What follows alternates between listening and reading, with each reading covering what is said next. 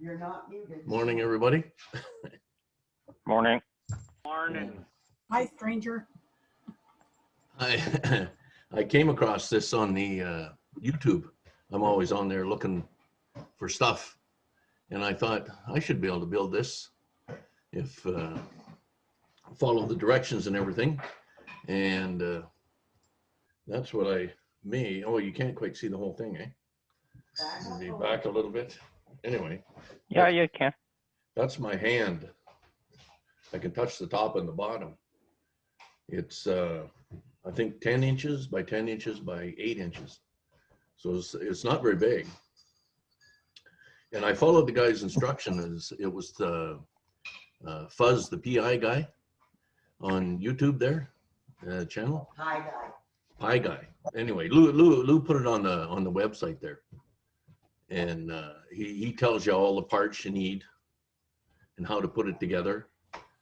And then I found one other, you'll see it there, one other fellow that built one. And instead of this box here, he just took a piece of plastic pipe, because these two pieces have a space in them. Said they don't touch. And he just put a piece of plastic pipe between the two of them and then connected the coax to it. I put a PL239 on the inside, and then I can connect the coax to it. And when I did that. Is it horizontally polarized? Is it horizontally polarized? Vertical. It's No, it is vertical. polarized. Yeah. It's vertical. Okay. Yeah. So the one thing that I noticed about the way he did it with the little plastic spacer between the things, that might not be a bad idea, just because, you know, where the coax connects there, it kind of makes the footprint a little bigger like that, and the choke, the little choke valve in there that's just below it. Basically, what I think I'm going to do with mine is I'm going to use the plastic spacer and, you know, weatherproof it or whatever, and then bring the coax down and do the choke, and then right there is going to be my PL259 or in connector or whatever I'm going to use right there. So it's going to be down on the bottom of it versus sticking out the side. So, but no, that's great. That's all waterproof and everything. That's good. Is that hole open that you're looking at there, Jeff? This here? Yeah. That doesn't need to be there. I couldn't Right. find one with just a hole on the top and the bottom. Yeah. So The only one I could find had this hole out the back. Yeah, you block that, fill it up with silicone or something. Yeah, and on the top part here, you could fill that up with silicone too. Oh, is that open? Oh, right. Yeah. Yeah, it's open at the top and it's open at the bottom. Absolutely. Yeah, you need to do that first. But I think if you're going to keep it inside, you don't need this box. Just use a piece of plastic Sure. No, right. between the two. Sure. I have about, But when you put it together, the two pieces are almost touching. These two pieces are almost touching. I made it a little bit wider, about a 1/4 inch. I don't know if that made any difference. as long as it doesn't change the dimensions of the whole thing, it does. As No. long as they're not connected, it doesn't matter the size Yeah. of the gap. No. Yeah, and when I just hooked it up, I'm building one. yeah, when I hooked it up temporary, I could receive. Remember the first time you heard a stereo? I thought, oh my God, this is great. So I tried to make contact, and I couldn't even hit the repeater, and I can see it looking out the window here. I can see the receive up there. What frequency is that for? What's that? What frequency is that built for? Just 2 meter. 2 meters. It's 2 meter, yeah. Yeah, But just 2 meter. You can scale it and build it for other bands, though. Yeah, And somebody's working on a dual band one too. yeah, I seen that. Yes, 2 meter and the 70 centimeter, and somebody else had one for 6 meters, made out of the copper pipe. That would be rather large. Yeah. So the thing about now I got a phone call. Yeah. So anyway, like I tried to make a contact and I wasn't hitting a repeater. I thought, oh, what's going on here? And then I remember the guy said you have to turn the, I gotta find it, I can show you, the coax. The coax. Wrap it. This is a wooden dowel, but he had plastic. But it doesn't seem to matter, I guess. And I put 5 wraps on it, and I keyed up I just had the handheld connected to it, and it hit the repeater, no problem. The only thing I don't know for the moment is what the SWR is. Al is going to get a chance there next week, and we're going to put his meter on it and see what it is. But this guy put 6 wraps, and I'm assuming it's down under 2, so hopefully. And like I said, I just got a piece of wooden dowel and some ties here on it. But you need something out the bottom to wrap your coax on there, just to get the 4 or 5 wraps. But if you were just going to set it on a ledge there, you know, you could, wherever the pipe or even using the piece of wooden dowel, you can just set it on there. But if it's outside, I noticed the one guy, he put screws in the joints, screws in each joint, because if the wind gets at it and it breaks the solder, it could come apart on you. And you wouldn't want this up 30 feet off the ground and then have it come apart. So putting a screw in it might not be a bad idea, just so it wouldn't get shook apart. Other than that, not a whole lot. How well it receives. It certainly receives well, like I said. I couldn't believe it there.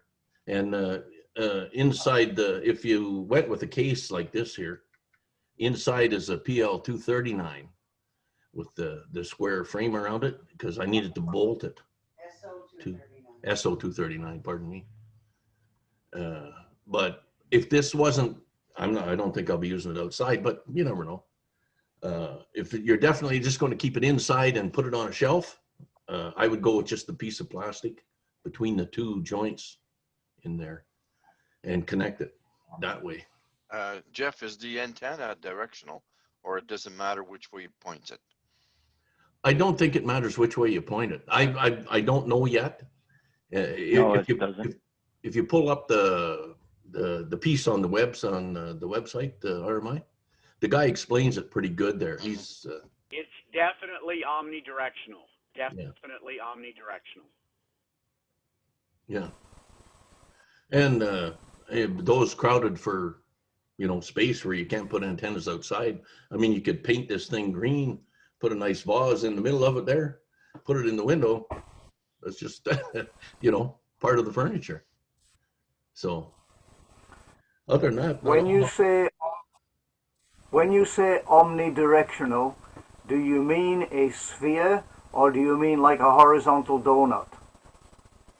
Well, yeah, horizontal donut. So yeah, they've actually got the radiation pattern up on, you know, they've got charts that show it compared to a J-pole.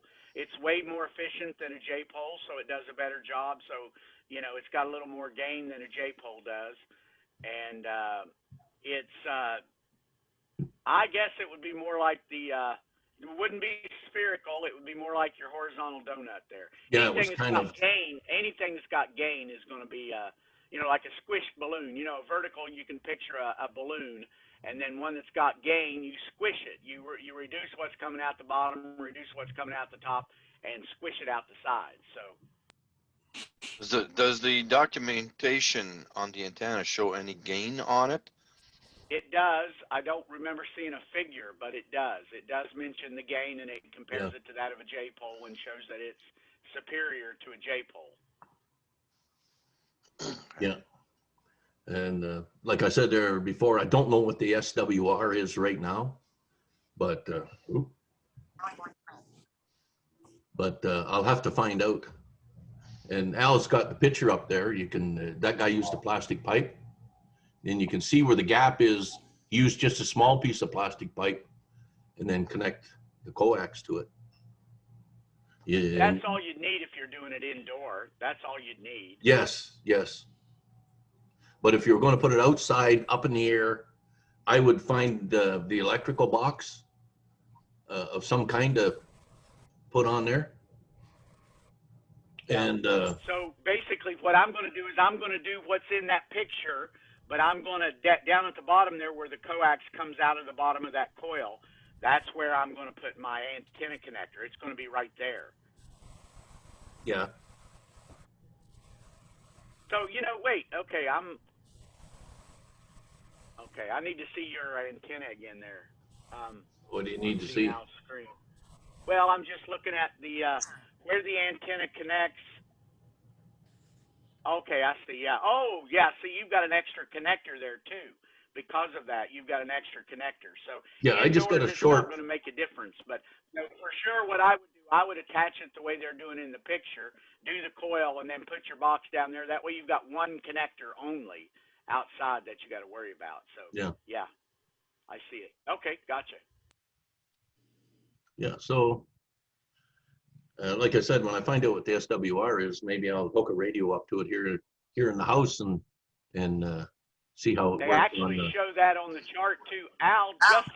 Just above that, the picture that you showed was the other information that Lou put up there, and it's a QST article on the magazine, and that QST article, yeah, right. Though this content isn't available at the moment. Let me see if I can find it, because that showed the radiation pattern. It showed everything. It was the one above it that it says the content's not available. Maybe Lou took it down or something. I'm not sure. No, well, it should still be there, I think. It's on the right, if I'm not mistaken, under recent files. Oh, there you go. Yeah, that's it right there, Al. Recent files. That's it. That shows you everything you want to see. I don't know what's wrong with my internet here. It is so slow. It's unbelievable. Staying at home. Well, see, you're not even part of the group there, Al. You've got a. Oh, I can't get into it. No. Oh. Okay. All right. So Let somebody me find it. Hang on, I'll find it.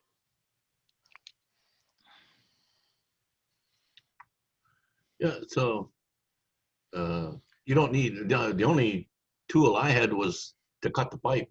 Put it on, turn the plumber's shoes there to cut the right lengths of pipe, and then putting it together. If you watch that guy on YouTube, he tells you how to put each one together. You build the bottom half, and then you build the top half, and then you can put it together. Depending on how you're going to hook your coax up, he drilled a couple of holes in each one of these ahead of time, because you have to put this box on there and then put the top on. Al, if you give me screen sharing capability, I can share my screen. I think you've got it, Rusty. Okay, hang on here. Yeah, you should have it.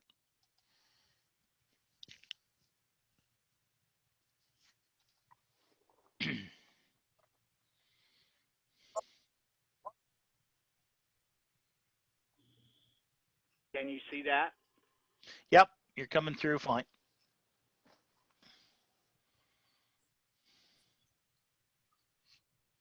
So if you're an ARRL member, you've got access to this. We could put this up on, I don't know if we get in trouble for that, putting it up on our website or not. I don't know, we wouldn't. But anyway, down here is what everybody was, look, there's the SWR curve, what you should expect to see, just above just below 1.1 to 1 at 146 megahertz. And, it covers the entire 2 meter band, with less than 2 to 1 SWR. There's the radiation plot.